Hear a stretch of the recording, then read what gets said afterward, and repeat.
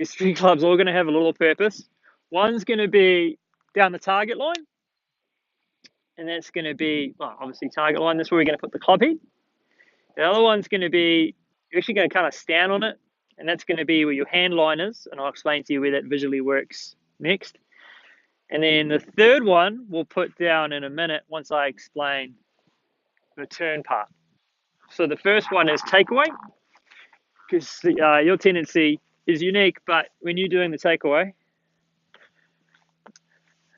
get a little further away with that. Yeah, cool, that'll work. When you're doing your takeaway, your tendency, now you get the grip better and everything's starting to get in the right direction, is it just gets too up from the word go. I don't mind, I like it going, I like your arms going up, but I don't want them going straight up at the start and then kind of turning a little too late, just that little bit.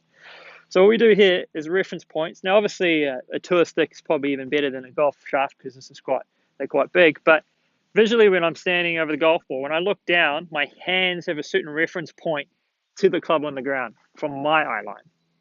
And obviously, this club on the ground has another reference point. So it's just a case of when I'm doing my takeaway, just getting used to what visually looks like my hands are tracking straight down the shaft, and the driver or the club head is tracking down that line just for the start.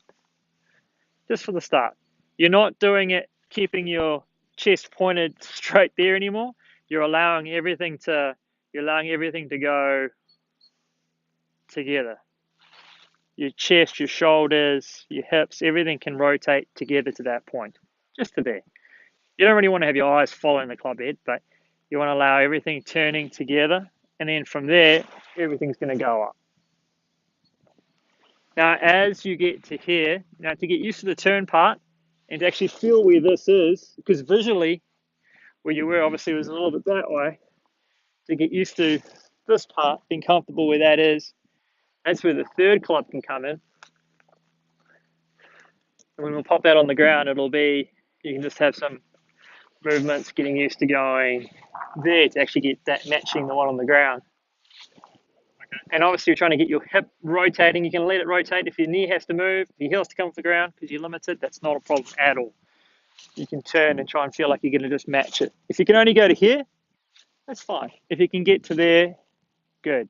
You don't really need, you can go further if you're trying to hit it, 400 yards or something silly, but at this point to here is just great. So then we'll pop that on the ground. It's just a case of having lots of rehearsals to get a feel for it. So this is going to go just inside your right heel. So you get set up, stand on there again. You can do this indoors. You can do it, don't have to have a driver. You can do it with a wedge, So that's on your right heel, and you're just getting used to going that turn with everything going together. Just this takeaway part, club going nice and smooth and low and slow.